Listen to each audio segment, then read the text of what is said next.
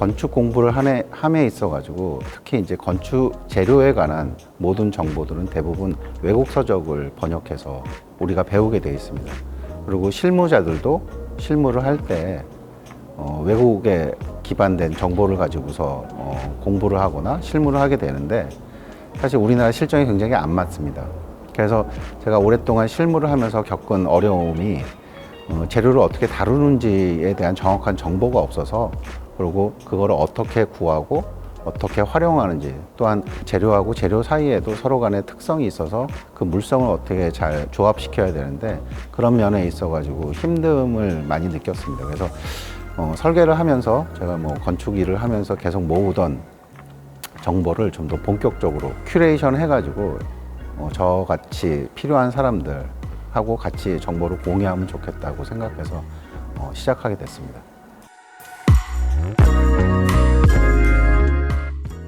건축가의 재료실은 사실은 건축가라면 아주 바라는, 자기가 소망하는 어떤 장소이기도 합니다. 왜냐하면 특히 우리가 평상시에 얘기하는 샘플실이나 어떤 자기가 만들고자 하는 어떤 공간에 재료를 직접 만지고 그 다음에 색깔이나 질감 같은 걸 서로 비교하고 클라이언트들이 왔을 때 클라이언트와 같이 얘기할 수 있는 어떤 공간, 수많은 재료들에 대한 정보를 같이 모을 수 있는 어떤 공간에 대한 원하는 소망들은 계속 있는데, 사실 그런 부분들이 많은 공간을 차지하고 영세한 그런 환경에서 그거를 실행해내기 좀 힘들기 때문에 그분들이 가지고 있는 어떤 소망 같은 부분들을 펼쳐놓고자 한 기획이라고 할 수 있겠습니다.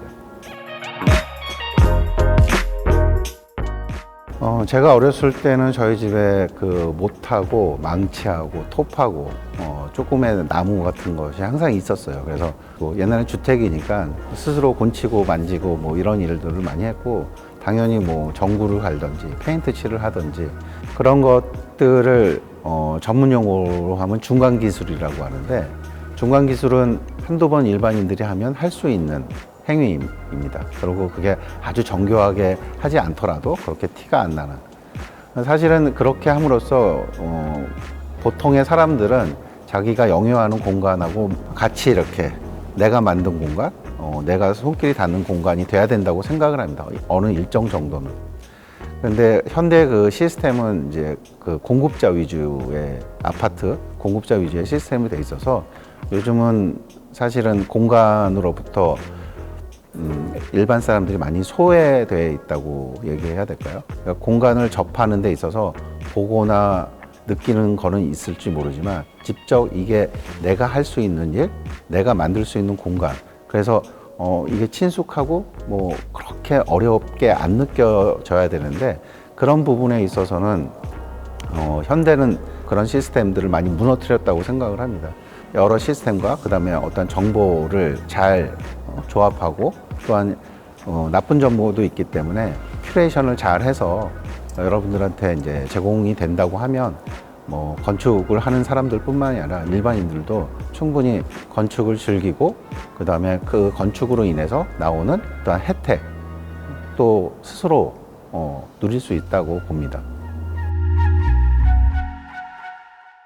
저희 나라 같은 경우에는 전쟁 이후에 고도의 이제 성장을 해야 되고, 그 다음에 다들 이제 집들이 없으니까 하나하나 한 켜 한 켜를 이제 쌓아가는 어떤 그런 세월을 가지면서 공간을 만들었다기보다 공급자 위주의 그 대량으로 공간을 생산해내는 어떤 형식으로 이제 발전이 되어 왔거든요. 그래서 우리나라에서 가장 다루기 쉬운 재료를 기반으로 해서 건물이 세워졌습니다. 여러분들도 다 아시겠지만 콘크리트가 그런 한 종류이고, 또 하나는 우리나라에 이제 흙이라든가 좋은 흙들이 많았기 때문에 벽돌이 이렇게 돼 있죠. 근데 벽돌도 저희 책에도 써 있지만은 60년대 초반, 70년대 초반 이렇게 세월이 흘리면서 그 유행이라든가 트렌드에 따라 가지고 벽돌의 색깔, 질감, 그다음에 쌓는 방식 이런 게 다 틀립니다. 그래서 이렇게 도시를 돌아다니다 이렇게 보면 저거는 1970년대의 어떤 결을 갖고 있는 건물. 이거는 몇 년도쯤에 지어진 주택. 뭐 이런 어떠한 시대와 어떠한 그런 것들을 다 머물고 있는 것들이 있습니다. 재료는 무궁무진하게 발달하고 있습니다. 진짜이냐 가짜이냐의 그 경계가 허물어지고 있는 부분인 거죠. 그러니까 예로서 보면 저는 개인적으로 되게 나무를 좋아합니다. 그래서 나무를 많이 쓰고 설계에 그 다음에 이제 중목 구조라든가 구조도 이렇게 쓰면서 나무를 쓰는데 나무가 가지고 있는 고유한 특성이 있습니다. 그러니까 뭐 물을 흡수한다든가 또는 수축 팽창을 한다든가 뭐 이런 특성이 있는 거죠. 그리고 뭐 사람들이 친숙하고 그런데 나무가 가지고 있는 그 특성이 또한 단점이 되기도 하죠. 그래서 이게 진짜인지 가짜인지를 모르는데 단점은 잘 안 보이는 그런 재료들이 나오기 시작하고 있고 거기에다가 질감 또는 색감 뭐 그다음에 수명 연장 이런 부분들이 다 되기 때문에 저도 가끔 가다는 진짜가 좋은지 가짜가 좋은지 모를 때가 있습니다. 재료는 또한 무궁무진하게 또 발전할 수 있는 게 우리가 이제 IT 기술하고도 접목이 됩니다. 스스로 체크하고 성장을 하죠. 그래서 요즘도 이제 쓰고 있지만 콘크리트 내에 이제 센서가 들어가 있어서 그 센서가 GPS하고 연결되어 있습니다. 그래서 건물이 흔들리는지 또는 크랙이 가는지 그런 것들에 대한 것도 되고 공기나 아니면 습도 어떠한 그런 조절에 관한 어떠한 것도 만들어지고 있어서 한 가지의 재료뿐만이 아니라 여러 가지의 재료가 같이 조합이 돼서 하나의 제품처럼 나오는 재료라고 할 수 있는 그런 제품군들도 굉장히 많이 발전해서 나오게 될 겁니다. 굉장히 오랫동안 고민을 했었는데 제가 오랫동안 그 건축 행위를 했던 게 환경을 파괴하면서 살았던 거 아닌가 뭐 이런 생각이 좀 들었습니다. 그래서 1년 넘게 저탄소 건축에 대한 이제 스터디를 했었는데 할수록 건축가들이 하는 행위가 자연과 도시 그다음에 결과적으로 인간한테 이롭지 않은 행위가 될 수도 있는 가능성을 굉장히 많이 펼치고 있다라고 알았습니다. 그러니까 세계에서 배출하는 탄소의 30%가 넘는 탄소 배출을 건축이 하고 있고 또한 자재 생산이나 기타까지 원자재까지 이제 들어간다면 더 커질 겁니다. 저탄소 그다음에 탄소 중립 그다음에 그 얘기하시는 친환경 재료의 쓰임은 되게 중요할 겁니다. 외국의 좋은 사례의 경우에는 건축을 설계를 하고 그 설계 안에 시공에 대한 어떤 매뉴얼이라든가 이런 방법론이라든가 정보가 다 되어 있습니다. 그리고 재료에 대한 어떤 정보도 다 되어 있죠. 그래서 설계를 하면 이 건물을 지었을 때 탄소 배출이 얼마큼 된다는 계산이 나와 있는 사례들이 있습니다. 왜냐하면 그 결과가 있어야지 탄소를 어떻게 줄일 건가에 대한 어떤 연구의 시작이 되는 거죠. 설계, 건축 분야에 있어서. 유럽에서 이제 저탄소 재료로 칭하거나 그 탄소 배출권이라든가 뭐 이런 거에서 기본적으로 택하고 있는 게 뭐냐면 기본적인 게 이제 나무겠죠.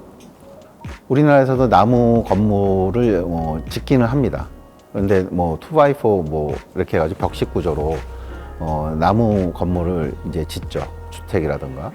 근데 그거는 탄소 배출에 들어가지 않습니다. 왜냐하면 저희가 2x4를 해외에서 수입해 오기 때문에 그럽니다.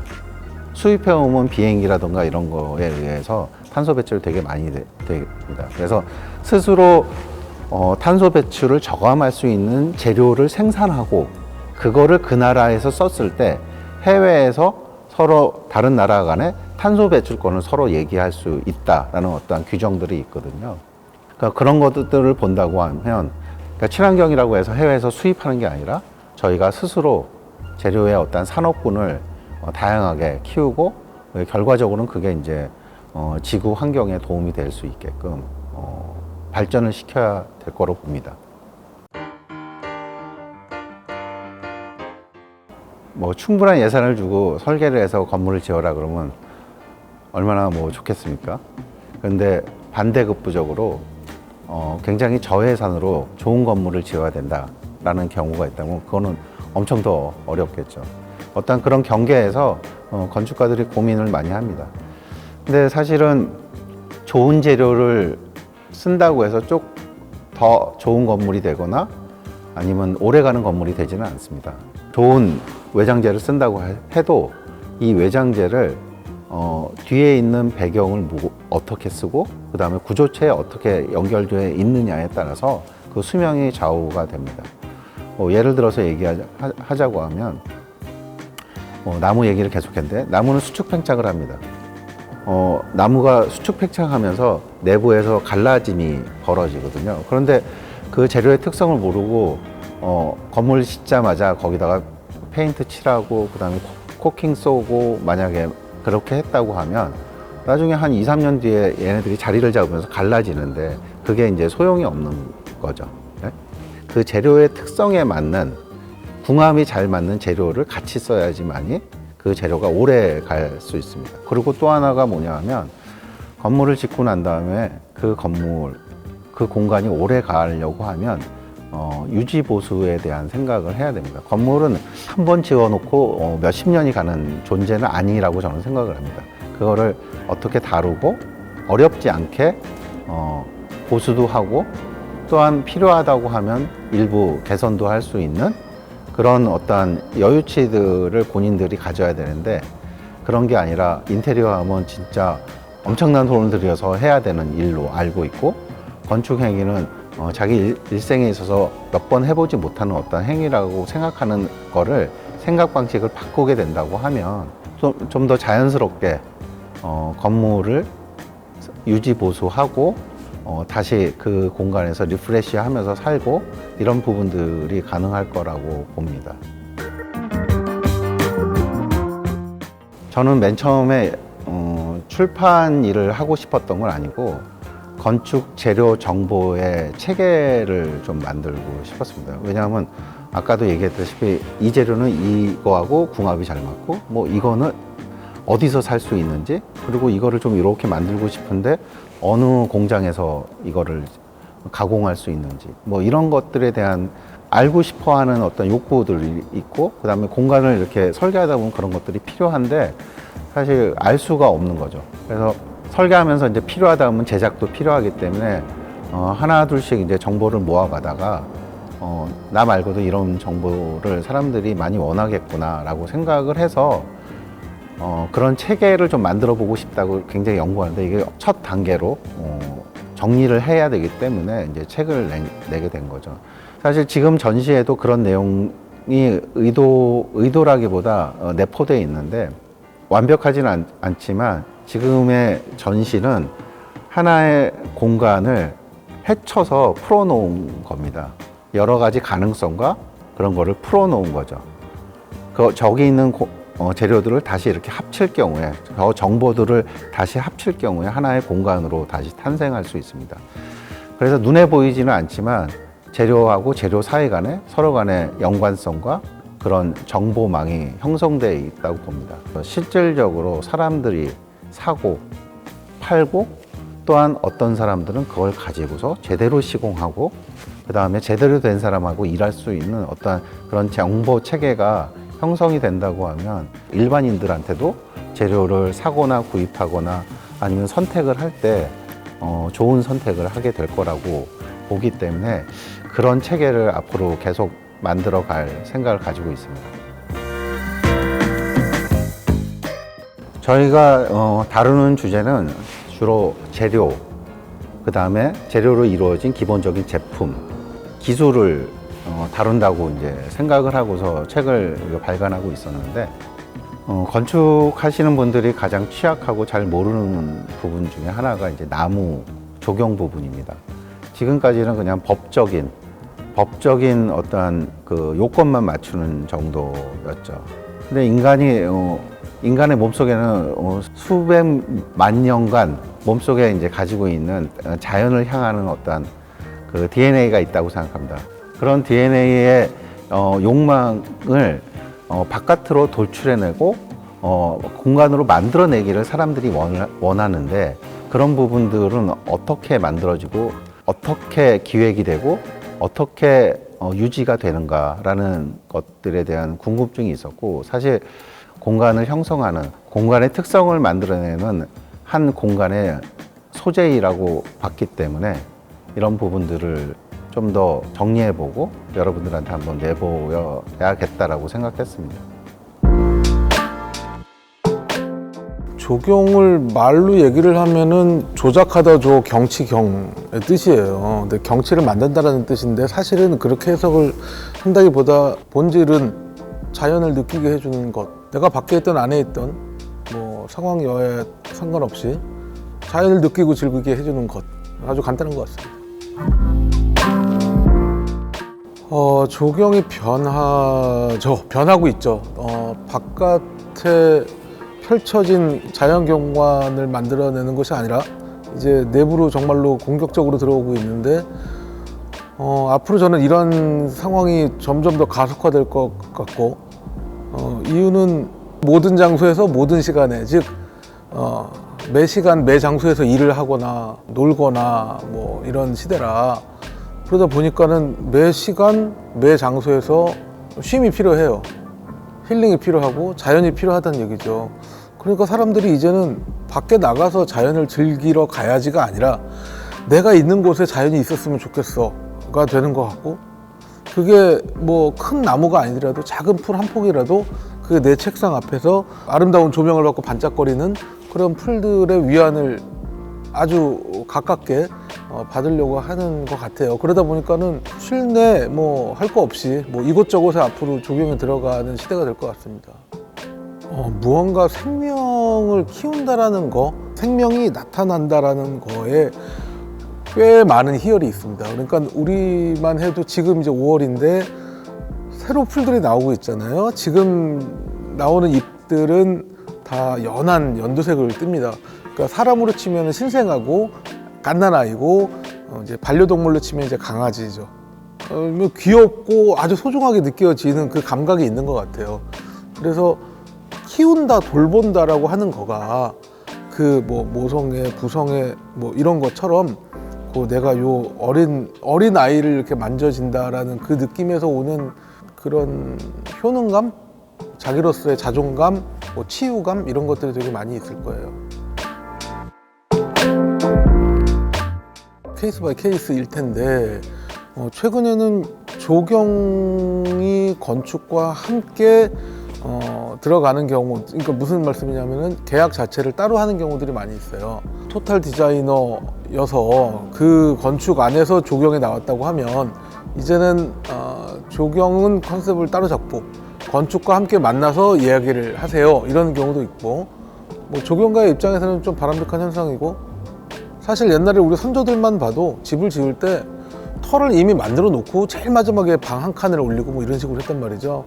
그게 어떻게 보면 그 시절에는 이제 자연에 가깝게 사는 삶이었고 삶 자체가 지금은 자연에 비해서 울타리를 치고 쉘터를 치는 그동안의 라이프였어서 아마 건축이 훨씬 더 헤게모니가 있었다고 하면 지금은 어디든지 간에 자연을 드리고자 하는 시대이기 때문에 아마도 그런 식으로 분리돼서 나오는 경우도 있는 것 같아요. 조경이 라는 이름을 떠나서 그걸 지우고 우리가 하는 일을 보면 자연을 느끼게 해주고 많이 풍부하게 인지를 하게 해주는 거잖아요. 저는 왜 조명 설비, 통신 설비, 소방 설비는 있는데 조경 설비는 없나 이런 얘기를 자주 해요.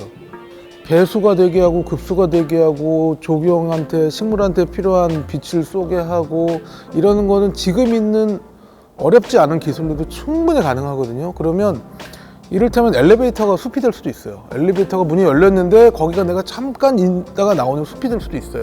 건물 자체가 자연을 키우는 어떤 터가 혹은 뭐 설비 혹은 기관 이런 식으로 건물을 해석을 하면 좋겠어요. 사람이 실내에서 혹은 예상하지 못하는 환경에서 자연의 현상을 여기 물 한 방울이 똑 떨어지네? 여기서 오는 해방감, 쾌감? 자연에서 오는 힐링? 이런 것들을 좀 느끼게 해주는 거에 좀 애정을 가지고 일하고 있습니다. 여기는 건축가의 재료가 있고 저희는 그 재료의 원료가 있다고 생각을 했어요. 그러니까 원료가 있어야 재료가 생기는 거고 저 재료들이 저 많은 아이들이 원래 있었던 모양으로 거꾸로 역순으로 올라간다면 과연 어떤 경관을 사람들은 마음속에 가지고 가게 될 것인가. 그런 생각을 했었습니다. 그래서 재료와 원료가 이제 하나의 켤레가 되는 거고 우리는 저것들이 다 모였을 때 자연일 것이다.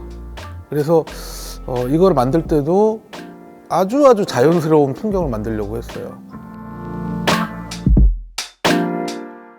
저는 거기에 있어서 사람들이 좀 자연스러워져야 된다. 거기에 짐을 내려놓아야 된다. 뭐 이렇게 생각을 해요. 이런 거 있죠. 이걸 내가 어떻게 이런 게 있습니다. 내가 이거 죽이면 어떻게 이런 생각이 있어요. 그러다 보니까 혹은 관리를 좀 덜 하기 위해서 비슷한 것들을 이제 가지고 올 때가 있겠죠. 있으나 저는 그냥 죽어도 그것도 한 부분이라고 생각을 해요. 사람도 뭐 주근깨가 있을 수 있고 햇볕에 오래 나가면 얼굴이 검게 되기도 하잖아요. 식물도 똑같아요. 이파리가 색깔이 변할 수도 있고 약간 뭐 변색이 되고 점이 들어올 수도 있고 그것도 식물이 자연히 여기서 살아남으려고 어떻게든지 간에 움직이는 과정이거든요. 혹은 증상이기도 하고 죽어가는 과정, 내가 손을 못 대서 얘가 아파하는 과정도 결국에는 우리가 함께 사는 과정이니까 그거조차도 부담을 많이 안 가지는 게 저는 좋을 것 같아요. 저는 도시를 그렇게 생각을 해요. 그러니까 도시는 사람들이 모여서 편하게 살려고 다 모인 거거든요. 자, 너도 일로 와, 너도 일로 와, 회사도 일로 오고, 학교도 일로 오고, 차도 같이 타고 다니고, 지하철도 같이 놓고, 길도 같이 쓰고, 물도 같이 쓰고, 그렇게 다 모아서 편하게 살자잖아요. 그게 저는 도시라고 생각을 해요.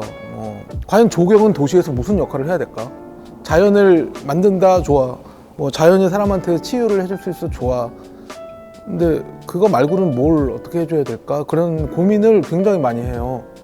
조경은 치유를 함으로 이를테면 복지부에서 예산을 받아야 되나? 그런 거 아니잖아요. 우리 사업 예산에서 써야 되고 건축주의 비용이 쓰여지는 거여서 굉장히 조심스럽게 우리가 공간에도 기능을 해야 되고 그 이코노미 마켓에서도 기능을 해야 된다고 생각을 합니다.